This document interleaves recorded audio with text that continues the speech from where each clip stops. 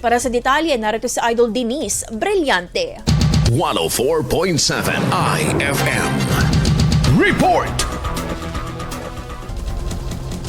Matapos ang unang bugso ng pamamahagi ng tig-5 kilong bigas sa ilang barangay ng Tayug, Pangasinan, magpapatuloy ang programa ng Pamahalang Bayan sa darating na Martes, Agosto 25. Sa unang araw ng distribusyon noong Huwebes, Agosto 20, nabigyan ng rice assistance sa mga benepisyaryo mula sa barangay Sili Chauco, Salenga, Zamora, Panganiban at Libertad. Muling isasagawa ang pamamahagi sa Martes para naman sa poblasyon A at B, C at D, Amistad, Carriedo at Agno. Gaganapin ang distribution sa Municipal Gymnasium para sa 2 grupo mula sa poblasyon at para sa barangay Amistad. Samantala, sa Carriedo Elementary School at Agno Elementary School naman isasagawa ang pamamahagi para sa mga residente ng Carriedo at Agno. Batay sa ulat, magpapatuloy ang pamamahagi sa Agosto 26 at 27 para sa iba pang mga barangay na saklaw ng programa ng lokal na pamahalaan. Kasama mo mula rito sa IFM News Dagupan, ito si Idol Denise Brillante Tatak, IFM!